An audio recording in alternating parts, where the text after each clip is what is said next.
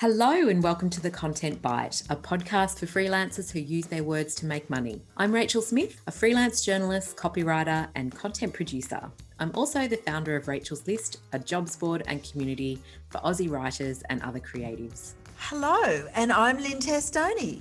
I'm a journalist and a content writer as well, and Rachel and I are your weekly co-hosts, and every week we're bringing you all kinds of tips, ideas, and some fabulous guests to help you make the most of your freelance business.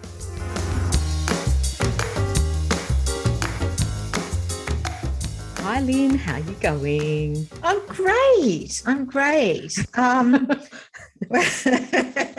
It's so nice. A bit of a delayed reaction.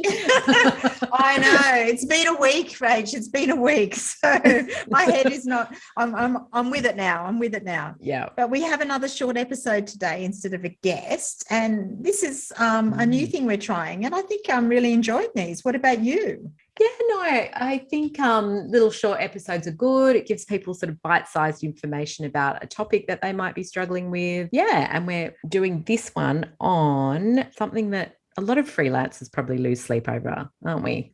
We are. I reckon this is one of the biggest topics in the gold group that comes up again, and it's all about raising rates. Yes. Why do you think it's so scary? Well, it bloody terrifies me, but I wonder, and I've been freelancing for over 20 years. So if that gives you, any idea, does it ever get better? No, but look,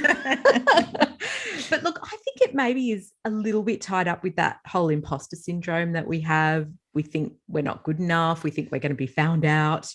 And it probably follows that we're scared of raising our rates because we think, well, I'm not that good and I'm not worth paying more. Which is ridiculous because if you're making a living as a freelancer, a good living, and you've been doing that for a long time, you clearly are good at what you do and people want to pay you to do that and you deserve to be paid well for doing it. Don't you reckon? Yes, I agree. I don't know if I have more about the imposter syndrome. I think that people are worried that everyone's trying to do things on the cheap, and maybe that's part of it, is that they want to basically cut me down on because of budgets or because they don't value the work of writers. I think I maybe I don't take it personally. Maybe I've been around. I'm older than you, Rach, so I don't take things personally as much as you do. But I just think, oh well, it's a pity they don't value writers. I agree with you. I agree with you to an extent, but I also think they don't really know what goes into some of these things that we do. You're right. And so there's that too. So they just put an arbitrary figure on it when actually it's just nothing like, what professional writing costs. So there's exactly. And how long it takes. I mean, anyone can throw a few words together, but to make those words clever and achieve a goal and do it in a succinct way that keeps the reader engaged, there's a skill in that, and not everyone realizes it.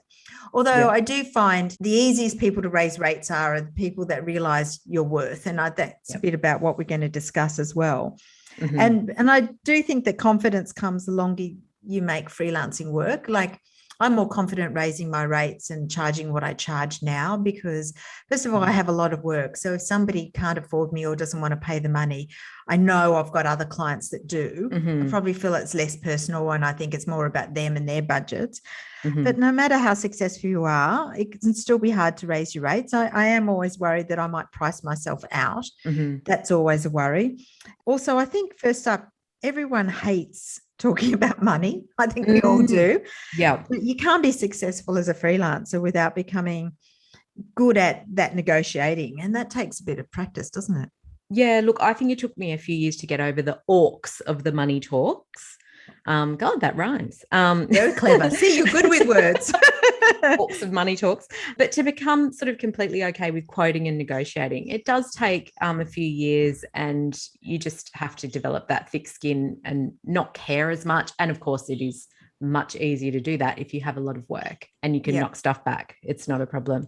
But yeah, I think raising your rates, like you said, it's really another level, isn't it? And I wonder if many freelancers share that sort of innate fear that even raising your rates a bit will be kind of this weird kind of betrayal to clients that we really like and who have thrown a lot of work at you over the years, and clients you really don't want to stop working with. And I think we all fear that we'll get this slew of angry emails or we'll lose all our work in one hit if we do it, don't we? Yeah, I agree. Because you talked about raising your rates recently, and that didn't happen at all, did it? No. So this is something that I talked about in the Gold Group recently. I told one really long-standing client that I was raising my rates by 20%. And that was absolutely no biggie, totally fine. And I also asked an editor that I've worked with for several years to raise my word rate. And the word rate wasn't that bad to begin with, but the work is quite complex and it warranted a higher rate, I felt. And both of them were like, no problem, that's fine. It wasn't awkward at all. It was literally a breeze. And I thought, why did I worry so much about doing that? And ultimately, I think that what that taught me is you become valuable to an employer. You know how they tick, you know what their goals are, you know how they work as a business. And honestly, it would be a bigger pain for them to have to advertise and replace you and create that relationship with another freelancer. And they don't want to deal with that. They don't want to start over, especially if they like you and they like working with you and what you do and they value that. It's just easier to pay you, you know, more money or to raise your word rate or whatever it is. Yeah, I agree. I mean, one thing I have learned, and I've learned this from a few podcasts, and I think it's really interesting. It's really hard to have rate discussions over the phone because it's really hard and difficult not to feel under siege or a bit of pressure. It's so easy to cave in.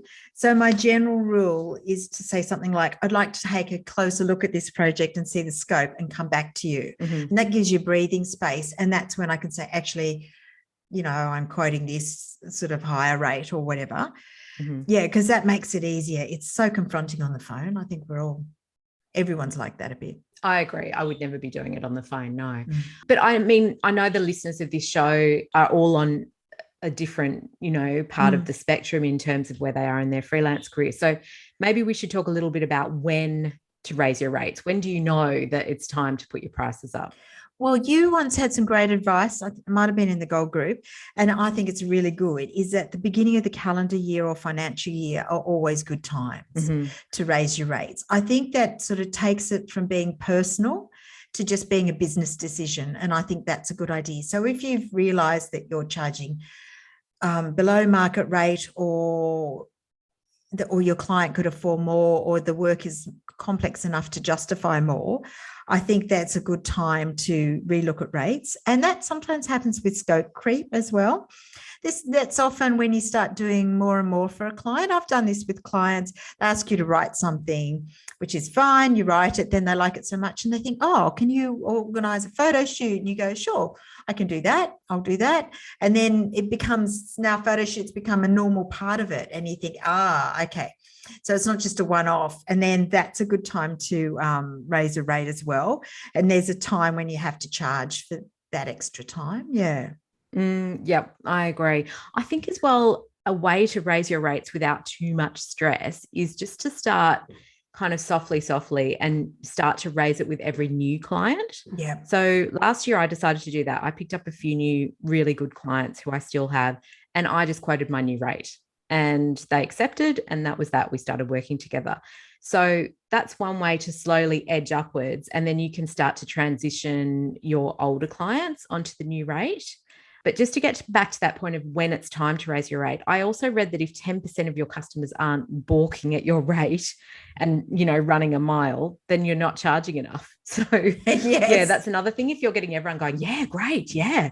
You know that you need to charge more.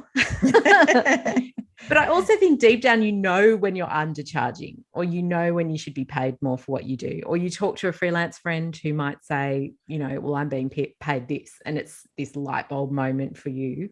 But I think as you gain more expertise and experience doing what you do, you need to raise your rates. And I think that doing that means that you can take on more high paying clients, but not be running ragged all the time. So that's a really great goal to work towards as well. But the biggest thing for me is, in the whole raising your rates thing, is you spend so many hours feeling resentful and cranky. And, you know, I had a chat with Brooke McCarthy about that, and she said it's such a red flag that you need to raise your rates when you're just resentful and cranky all the time about what people are paying you.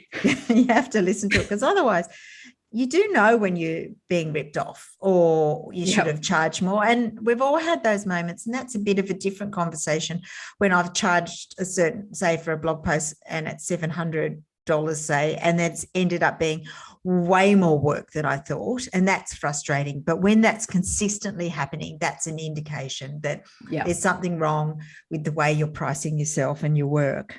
Yeah. There was a podcast I listened to. I wish I could remember which one. It might have been Ed Gandia, or it might have been Mel Paget Powers, the deliberate freelancer. And there was a guest saying that what they do is they prepare a quote, go away and come back. Sometimes this person actually said they never send a quote at the end of the day. They always send it the next morning and sleep on it.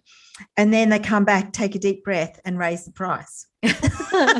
And so say you're going to charge $100, go to bed in the morning, you go, and then you make it 110 or 120, whatever. I do think that, but I think sleeping on something and then looking at it in the next morning, you're always going to go, no, that's too low. Yeah, exactly. Bump that up. Because you say, actually, that's going to take me 5 hours, not 4. Maybe you're braver 3. In the morning. I just think anything, just a bit of time. I think that. And generally, this person said it's a good idea to feel a little uncomfortable with your rates, which seems to work for me, because I do have a tendency, my weakness is that I underestimate how long it will take me. So while I think, like my internal rate is, say, $100 an hour, and I think, that'll take me 3 hours, it inevitably takes me 4 or 5, and then I get really cross. Not so much at the client, but at myself for underestimating how complex it was. And I think that's true.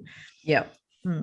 Absolutely. And I was going to put in a little example. The other day I had somebody ask me for some work, which is fine. And I did it. And it had a really short deadline.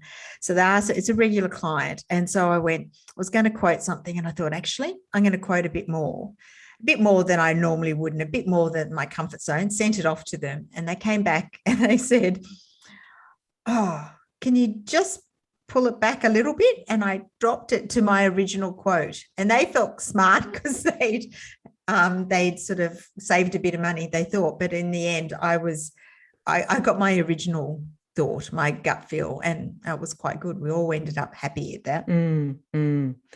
Yeah. So, well, let's talk about if we're going to raise our rates, how do we do it? There's lots of various ways that you can do it. We're going to talk about those. I don't think you should try and hide it. I think you should be really upfront. So you could even send an email with change in rates in the subject line. Would you ever do that?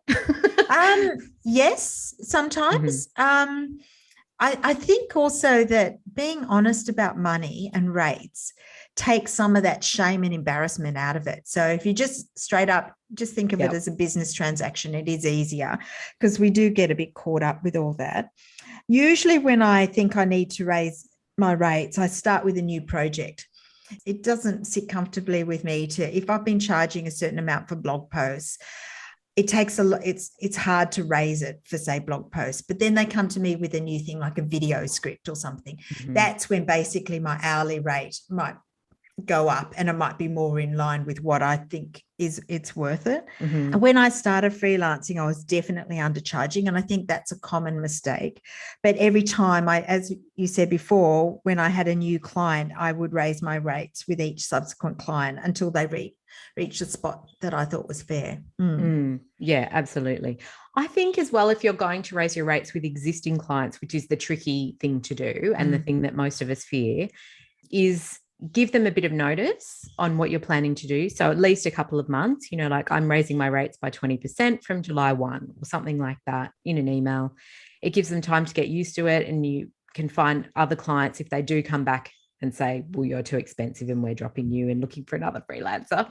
But honestly, that so rarely happens in my experience, especially if you're of value to them.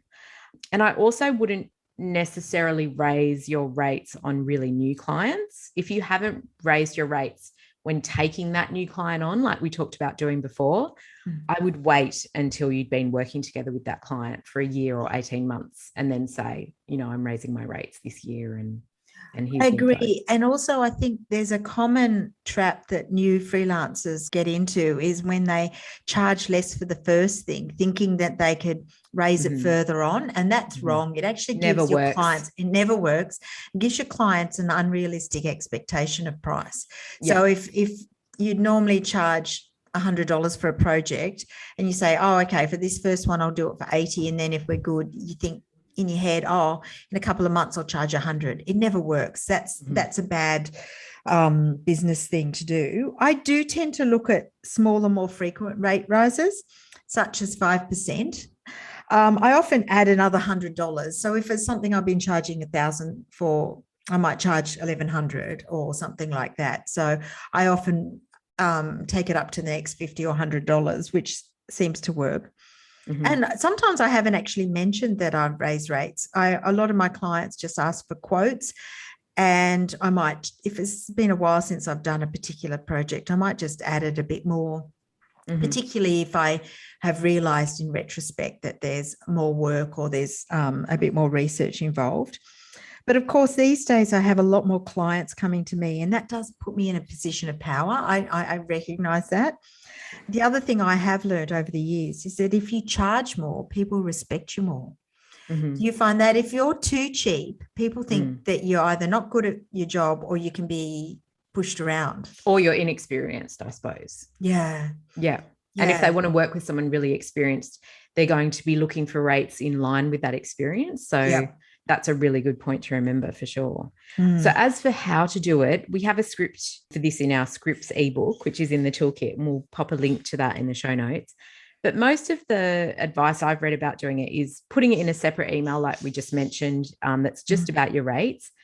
But I will say that whenever I've raised my rates with existing clients, it's always been part of a bigger conversation with a client or an editor. That's just sort of how it's happened. And you mentioned that it generally happens for you when they come to you with a new project, and that is the best time to do it because they're coming to you. You're in that position of power a little bit. And so it might be that the client comes to me and says, can you work on this? And I might say yes. And I might say something like, oh, look, hey, I'm just letting you know, it's been a while since we've worked together and I raised my rates last year. And that just gives them a heads up. And most of the time they'll be like, no problem. That's been my experience anyway. And it's always sort of worked for me to do it in that casual way as part of a new commission or a new project. But do you have a script that you use? Well, not really, although I think that what I would say is very similar to your script. I mean, maybe we've worked together so long, Rach, that I use your tips and you use mine. But also, of course, I've mentioned this before, I'm a big fan of saying my rates and leaving it out there without rushing in, because that power of silence is really important, and that's something I've learned. I find that really hard because I'm a bit of a blabber. And I tend to go, no. I say like, oh, it's $100. And then you can tell they're uncomfortable. And I go, oh, no, it's okay. I could do it for 90. I could do. And then that's when, but now I just will say I could do it for 100. That's my price. I let it sit. And usually I had somebody come back and they said, can you actually, this has been a rare thing for me. They actually floored me on the Zoom brief. They said, I want to talk about this. Can we work on this rate? And having to face them was a bit tricky, but I just said, well, I did my whole thing about reducing the scope rather than the rate. And that's where we ended up. We ended up with a smaller scope with the same price. Absolutely. So that worked. So I think that's true. Okay, well, let's just recap. If a percentage of clients aren't saying no to you, you're charging too little. Good point. If you're resentful about what you're being paid, it's time to raise your rates. And thirdly, raising your rates can be far less scary than you think. Most of the time, your clients will prefer to pay you more than replace you. So just do it. And I think those are really important points. Any last bits of advice from you, Lynn? Well, I think that if you're insecure about your rates and not sure, I definitely suggest checking out the rate list in the Rachel's List toolkit. Oh, the pay rates report. The pay rates report, because it has some industry averages. And in my experience, because I've mentored a few journalists who've left the industry and started freelancing, and they in particular undervalue their services when they start doing more content work. And I think somebody starting freelancing tends to undervalue themselves. That's possibly because they don't take into consideration all those things that would have been part of their full-time job. So, you know, things like computers and all the tools, the transcribing tools, things that you use that might have been part of your job. And occasionally I've met a few copywriters from agency land who are on the other side and are charging way more because they're used to the big agency bucks. And so sometimes it's good to sort of say, oh, actually, this is what your average solo freelancer charges as well. It just gives you a bit of a benchmark. Yep. I don't think you can always judge on what other people charge, but the pay rates report is a nice aggregate of quite a lot of people. It gives you a bit of an idea. Yeah, that's a really good point. Also, if you're in a Facebook group that you trust, like Rachel's List Gold group or another sort of writing group, and you want to get a gauge on, you know, what you should be charging, that can be super helpful, can't it? Asking other writers, you know, what they charge for certain things. Yeah. Yes. And it's actually, I've had a few friends who've left magazines and it's the most common question I get asked. They ring me and say, oh, Lynn, you're the only person to ask. I've been asked to write this bit of website copy or this press release or whatever. I was going to charge X, and inevitably it's way less than what is the market rate. And they don't know because they haven't been on that side of the industry. And also in sort of media, we talked a bit on the Gold Group the other day, like sub-editors are being paid $45, $50 an hour. And so some people might extrapolate that to saying, oh, this job will take me 3 hours, so we'll just charge $150. And of course, that's not really, you know, that $50 an hour, you've got super on top of that, you've got tax, all that sort of stuff that you now have to take into consideration. So that puts a bit more onto it that you may not think. You can't just go from one to the other. It's important to take that into consideration. Absolutely. Well, we hope that's been helpful for anyone out there who might be struggling to raise their rates. If you like these shorter episodes, please do get in touch with us at thecontentbite@gmail.com and let us know of anything you'd like us to cover in greater depth. Well, in depth, in a 10-minute greater depth. Yes. Shorter. Yes. It's not really greater depth, is it? But anyway. We'll do our best. We'll do our best, definitely.